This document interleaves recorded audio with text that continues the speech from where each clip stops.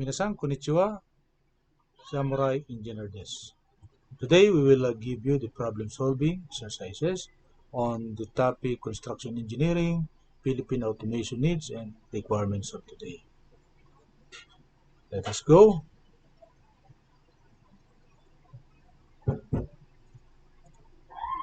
We'll explain in 4 subtitles. First, we will explain the problem-solving clues and hints.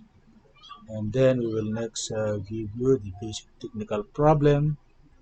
And next is the soft skill problem, or the solving problems at the site. And lastly, we have the expectation on how your submissions would be. So let us go for the hints. So we have here an electrical plan layout, and you are required to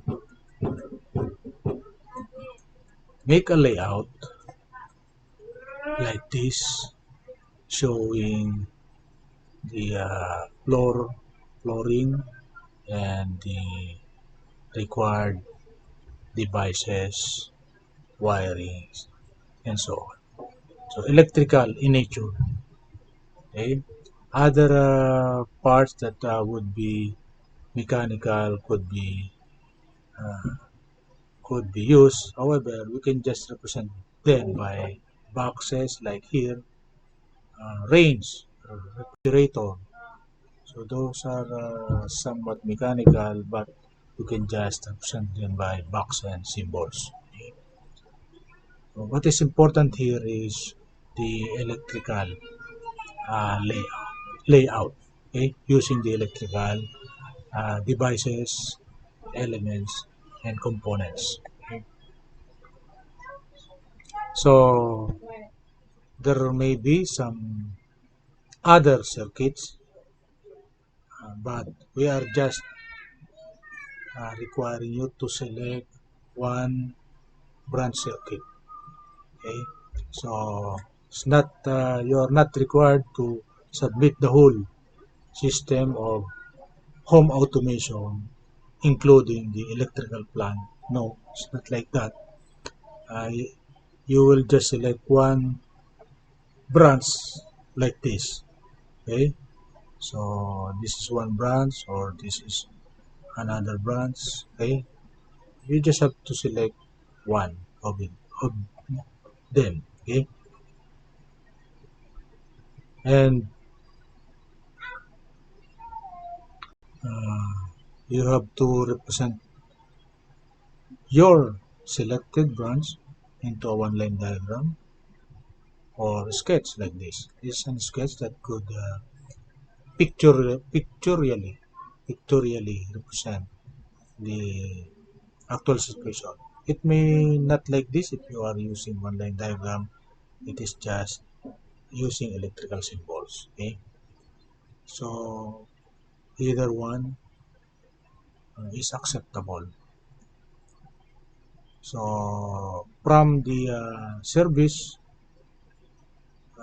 entrance, they are not actually required, but if you can write the diagram, present it from the service entrance, it's good, because that is an electrical engineering plan. And the required circuit is after that, from the panel board to the actual electrical load. So you may or may not indicate the mechanical load. You just have to represent them by box if you like to do so. For example, here we have motor 1, motor 2. Motor 2 may be is the driver of elevator. Okay? Motor 1 is maybe the driver of a pump. Okay? So it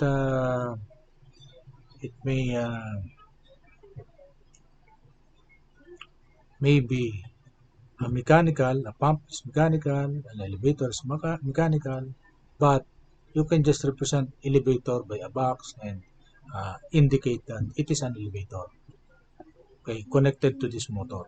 Another one, for example, pump, represent it by box or circle, or use the symbols for pump or for elevator and uh, indicate the name, the tag that it is a pump. So it is better and always recommended to use standard symbols if you may do so. Okay? So even if we are not mechanical engineers, we can have the standard symbol for mechanical pumps and elevator. So from a branch circuit that you are going to pick to the motor that will drive the actual load. Okay? So that is the requirement of this problem. And for those layout and electrical diagram, the most important thing is you have to be able to size the wire, size the protection device, size the conduit, using your knowledge of full load current, rated voltage, power in kilowatts, and phase of the load. Okay? The load that I am talking now is not equal to the load which I explained in the previous page. The load now is electrical load. Okay? So from mechanical load, we are now talking of electrical load. In electrical load, we must determine this rating, full load current rating, voltage rating, power in kilowatts, and the phase. Is it a single phase? It is a three phase. So that is what we are going to determine minimum. Okay?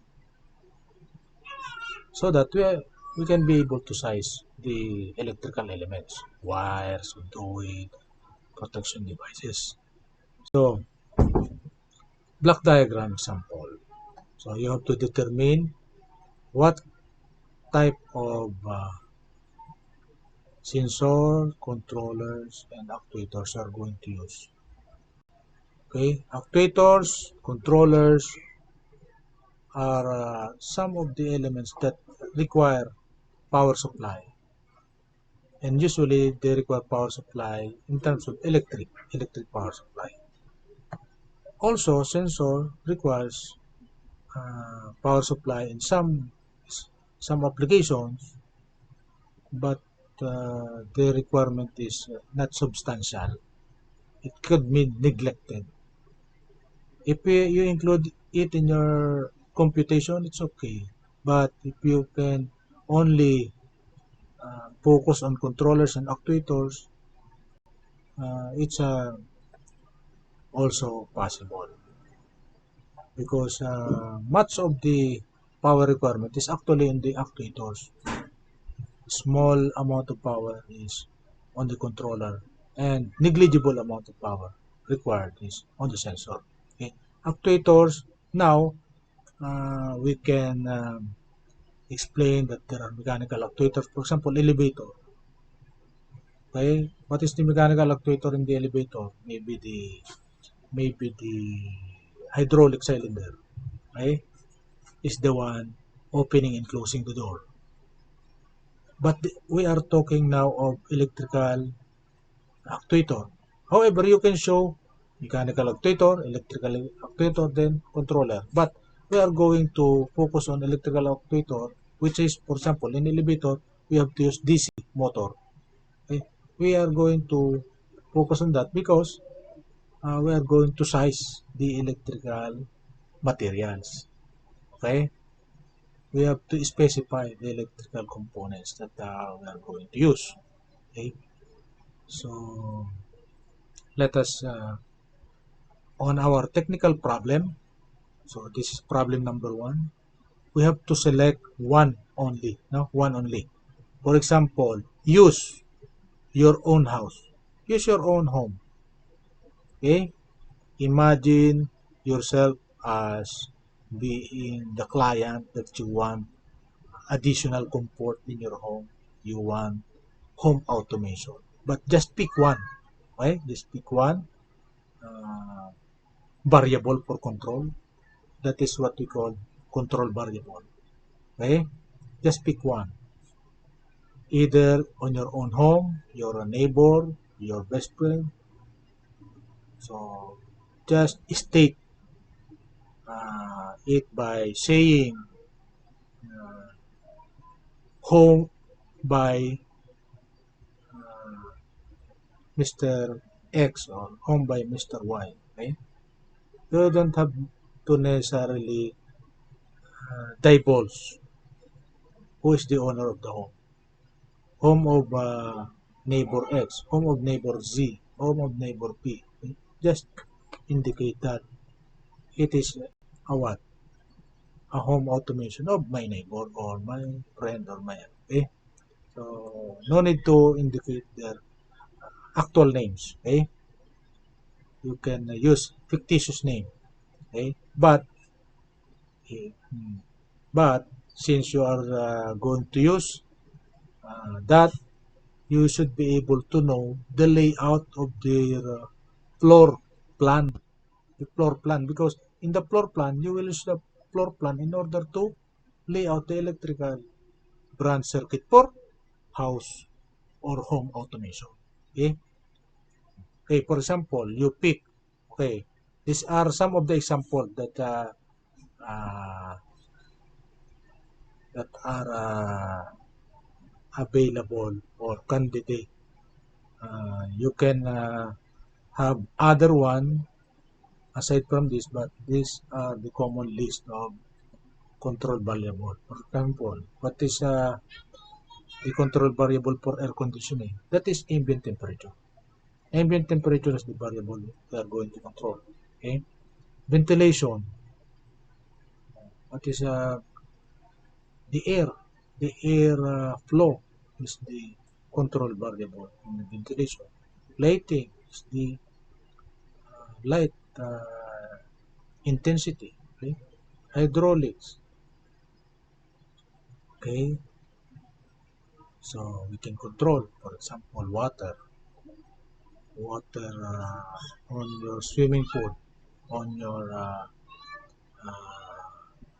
one garden, plants. Okay? Access control. So what we are doing now is very small scale application.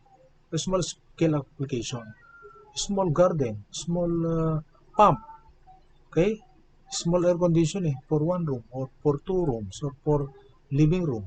Okay, for home application. It's not building application but home application and so on. For example, water for fire fighting, okay, and others like fire detection, smoke sensor, okay. So fire. So what is the variable for fire? Okay, the fire itself is the variable. Okay, how can we detect the fire? Through smoke or through heat. Okay, so you have to pick one. Okay, and you have to pick a floor layout, and the next one is pick the variable you are going to control. Then do your uh, problem solving.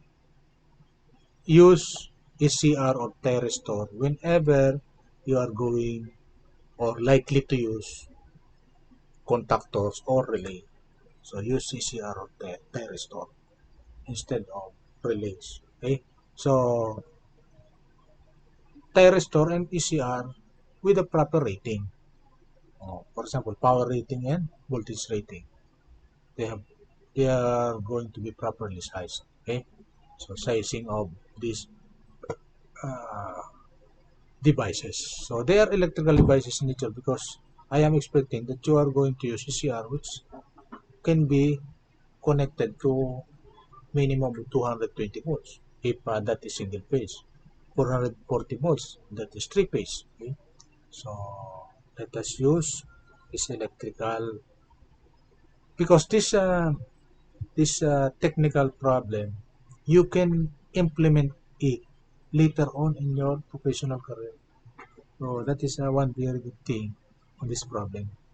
It is realistic, must be realistic. Okay, so you can use what? Block diagram. You can use electrical diagram. Block diagram is the upper portion, and the lower portion is what we call electric diagram. Okay, electrical diagram. Okay.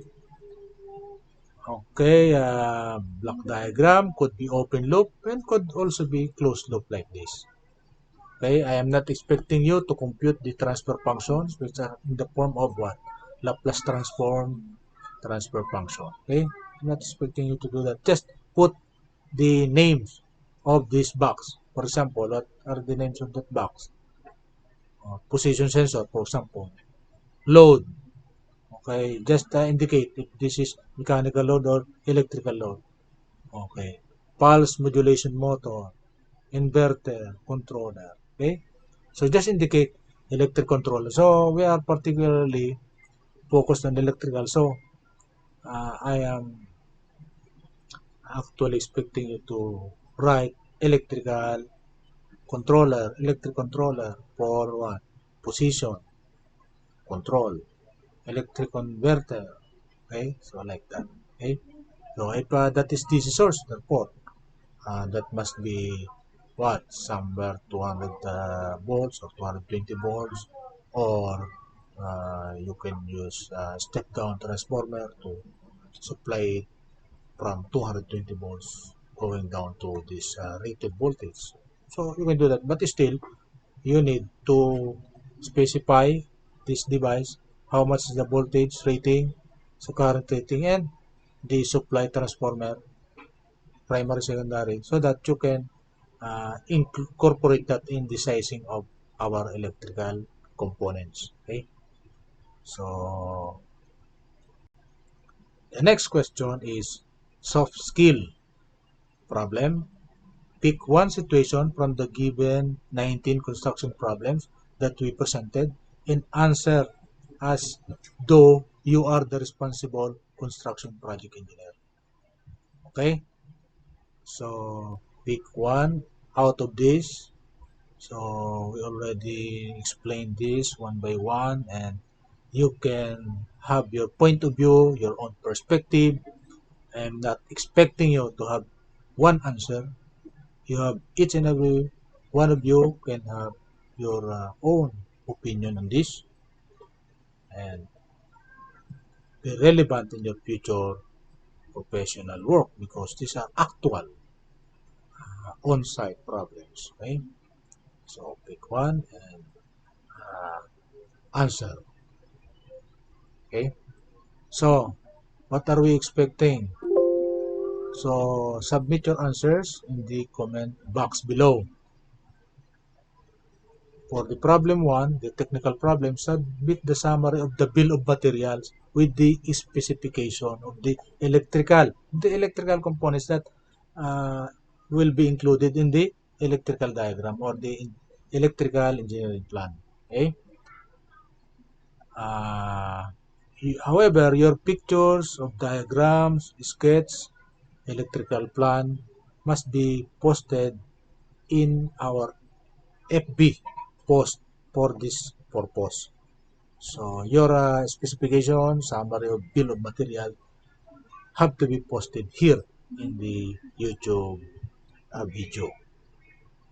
And what about problem number 2? Your answer will be posted similarly here in the YouTube video.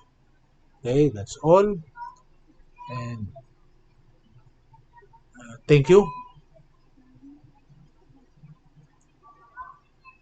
Thank you very much for listening. And I'm expecting your submission, and I will try to comment, to give suggestion, to guide you, and give comment remarks on your answers. Again, this is Dr. EYPEI, your Samurai Engineer, at your service.